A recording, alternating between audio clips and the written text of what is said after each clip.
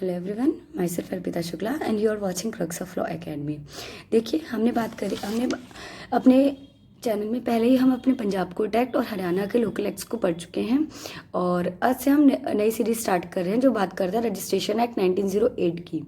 ठीक है, देखिए हमने पहले आपको एनालाइज करके बताया था कि जो रजिस्ट्रेशन एक्ट 1908 है उसमें से कितने क्वेश्चन आ चुके हैं। 4 क्वेश्चन आ चुके हैं। 4 क्वेश्चन का मतलब होता है कि 16 मार्क्स। ठीक है, और देखिए हर एक जो मार्क्स होता है वो एक बहुत ही इंपॉर्टेंट होता है क्लियर करने के लिए। तो प्लीज़ हमने देखिए बहुत इजी तरीके से कोशिश करी है कि आपके को वही सेक्शंस पढ़ाएं जो क्या प्रीलिम्स के लिए इम्पॉर्टेंट है। देखिए पढ़ने को तो बहुत कुछ है बट अब टाइम क्या है हमारा, हमें अब स्मार्ट स्टडी करनी है जिसके लिए हमें सिर्फ और सिर्फ अभी इंपॉर्टेंट सेक्शंस देखने थे। मैंने कुछ टाइम के कुछ प्रीवियस ईयर पेपर देखे हैं कि कहाँ से पेपर बनता है। ठीक है, तो अब देखते हैं कि हम सिर्फ और सिर्फ इम्पॉर्टेंट सेक्शन की बात करेंगे। ठीक है, तो प्लीज़ आप बात बने रहे हमारे साथ।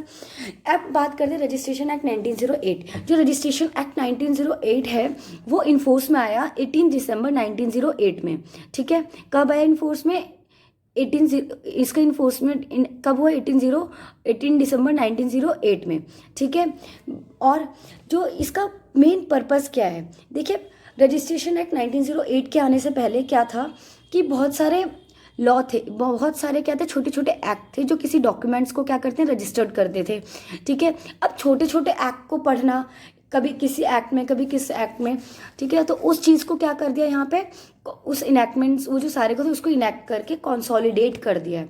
क्या कर दिया? कंसोलिडेट बोल रहा है। देखिए preamble, an act to consolidate the enactments relating to the registration of document. जो भी डॉक्यूमेंट से रिलेटेड रजिस्ट्रेशन था, ठीक है, उसको क्या कर दिया, जो छोटे छोटे एक्ट्स थे उनको सब मिलके एक जगह इनैक्ट कर दिया है। जिससे क्या होगा, वो जो डॉक्यूमेंट है वो हमें ज़्यादा जगह पे ना देखना पड़ेगा। उससे हम क्या करेंगे, हम सिर्फ एक ही जगह उसमें क्या कर दिया, कंसोलिडेट कर दिया है। जो भी डॉक्यूमेंट्स होंगे वो एक्ट रजिस्ट्रेशन एक्ट 1908 में अगर कोई भी डॉक्यूमेंट हमें रजिस्टर्ड करना है तो वो किसके अंदर करेंगे, हम रजिस्ट्रेशन एक्ट 1908 के अंदर रजिस्ट्रेशन करेंगे। ठीक है, तो अब हमें वो छोटे छोटे एक्ट नहीं देखना पड़ेगा। अब उन एक्ट को क्या कर देगा, एक जगह कंसोलिडेट कर दिया है। जो यहाँ पे बात करता है रजिस्ट्रेशन ऑफ एक्ट की, ठीक है, रजिस्ट्रेशन ऑफ डॉक्यूमेंट्स की बात करता है। ठीक है, अब इसमें टोटल कितने चैप्टर्स हैं?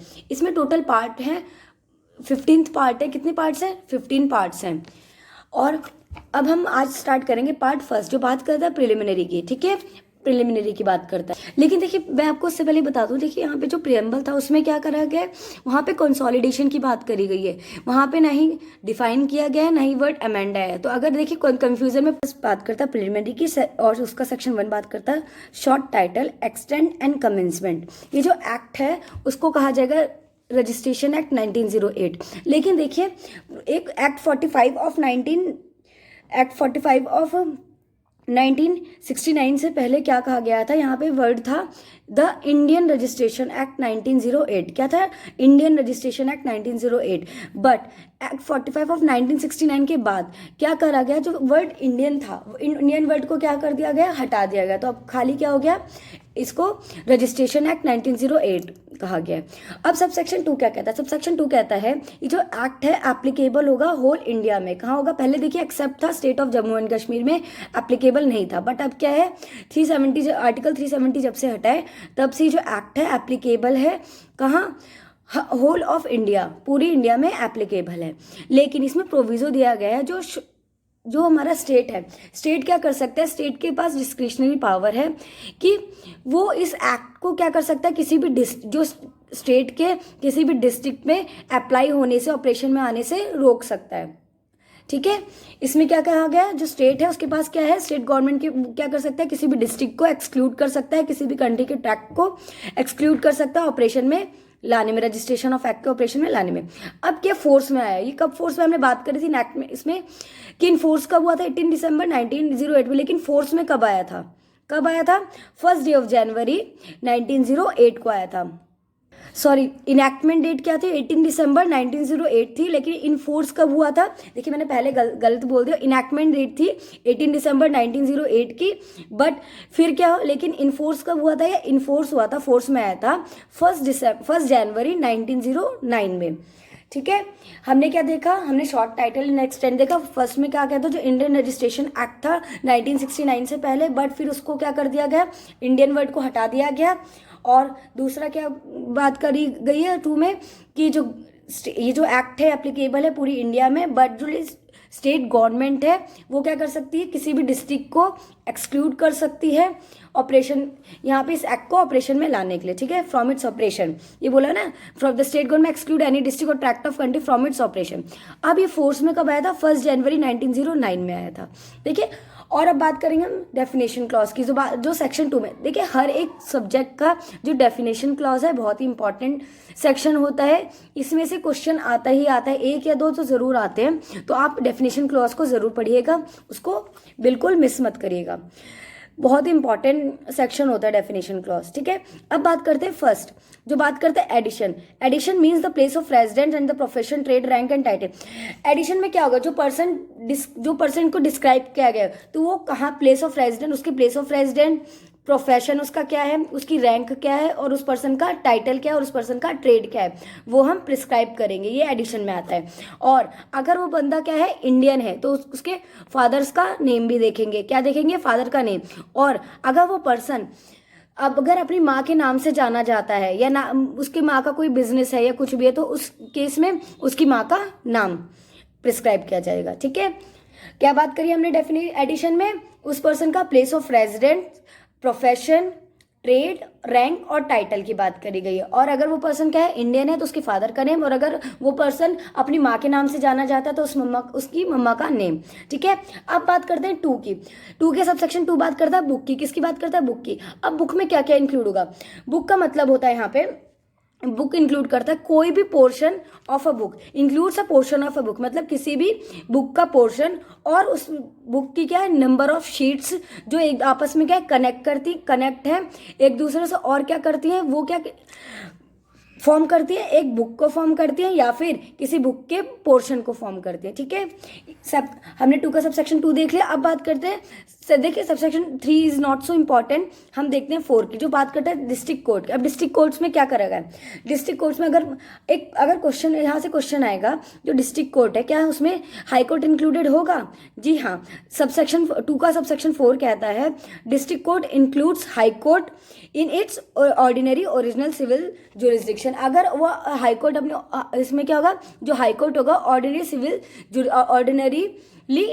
ओरिजिनल सिविल जुरिस्डिक्शन उसके पास, किसके, हाई कोर्ट में के पास होगी, वो किस में, डिस्ट्रिक्ट कोर्ट में। मतलब डिस्ट्रिक्ट कोर्ट जो है वो इंक्लूड करेगा हाई कोर्ट, जिसके पास क्या है, ऑर्डिनरी ओरिजिनल सिविल जुरिस्डिक्शन की पावर है। ठीक है, अब हम बात करते हैं सबसेक्शन 5 की। इंडोर्समेंट और इंडोर्स का मतलब क्या है, ये इंक्लूड करेगा, क्या होगा, कोई भी रजिस्टरिंग ऑफिसर के द्वारा कोई भी जो डॉक्यूमेंट है उसमें क्या होगी, एंट्री होगी, किसके द्वारा होगी, लिखित में होगी, किसके द्वारा, रजिस्टरिंग ऑफिसर के द्वारा होगी, उसमें उस डॉक्यूमेंट के राइटर पे या कवरिंग स्लिप के ऊपर।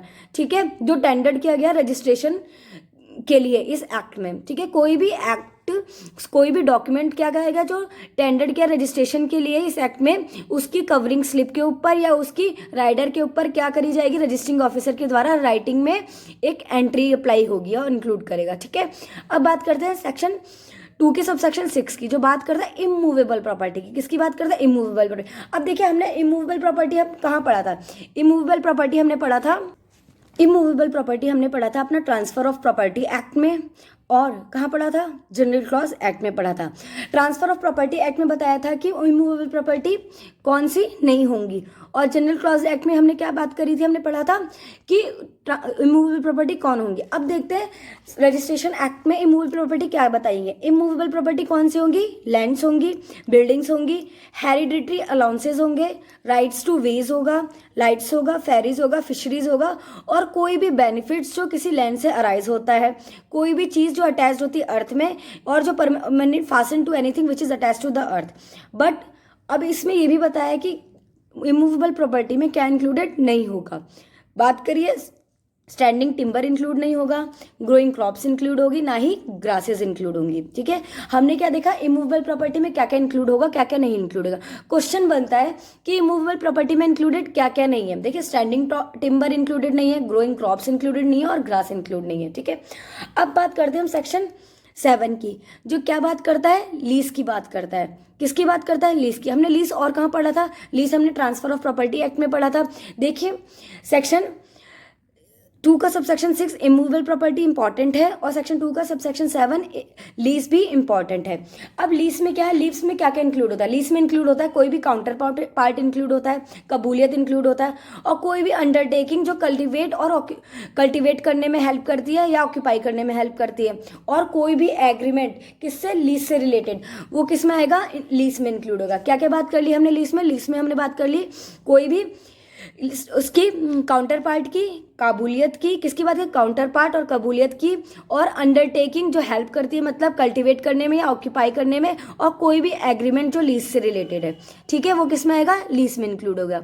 अब बात करते हैं हम 8 की, 2 के सबसेक्शन 8 क्या करता है, माइनर की। अब देखिए हमने जनरली क्या पढ़ा था, जो मेजॉरिटी एक्ट है हमारा, इंडियन मेजॉरिटी एक्ट में हमने उसमें पढ़ा था कोई भी पर्सन जो 18 साल का, क्या 18 साल तक का है, वो क्या है, जो 18 साल का नहीं हुआ वो भी माइनर आएगा, और जिसकी एज 18 साल की हो गई है ऊपर हो जाए तो वो मेजॉरिटी में आएगा। और क्या बोला था, अगर कोई भी पर्सन कोर्ट के अंडर है, भाई उसका कोई गार्जियन नहीं है, कोई भी पर्सन कोर्ट के अगर अंडर आता है तो वो क्या होंगे, अगर कोर्ट गार्जियन है, कोर्ट के अंदर आता है तो वो पर्सन क्या होगा, जब तक वो 21 साल का नहीं हो जाएगा तब तक वो किसकी कैटेगरी में है, माइनर की बात आएगा। बट रजिस्ट्रेशन एक्ट 1908 में बात करी है कि कोई भी पर्सन जो पर्सनल लॉ के हिसाब से सब्जेक्ट टू पर्सनल लॉ की बात करिए, हमें बोला है ना, देखिए minor means a person who according to the personal law to which he subject has not attend majority. कोई भी पर्सन जो क्या अपने पर्सनल लॉ के हिसाब से अगर उसने मेजॉरिटी अटेंड नहीं करी है तो वो माना जाएगा कि वो माइनर की कैटेगरी में आता है। जैसे हम एग्जांपल लेते हैं, मुस्लिम लॉ है, कोई एक पर्सन मुस्लिम है और मुस्लिम लॉ के हिसाब से उसकी कोई पर्टिकुलर एज है कि भाई वो इतनी एज तक ही का होता है तभी वो किस में आएगा, मेजॉरिटी में आएगा। अगर वो नहीं होता मुस्लिम लॉ के हिसाब से तो वो क्या माना जाएगा, वो माइनर माना जाएगा। ठीक है, हमने बात कर ली माइनर की। देखिए इंपॉर्टेंट क्वेश्चन है, आ सकता है, एज ऑफ मेजॉरिटी भी दे सकते हैं, और सब्जेक्ट टू पर्सनल लॉ, जहाँ पे पर्सनल लॉ की बात कहाँ करी गई, रजिस्ट्रेशन एक्ट 1908 में पर्सनल लॉ की बात करी गई है।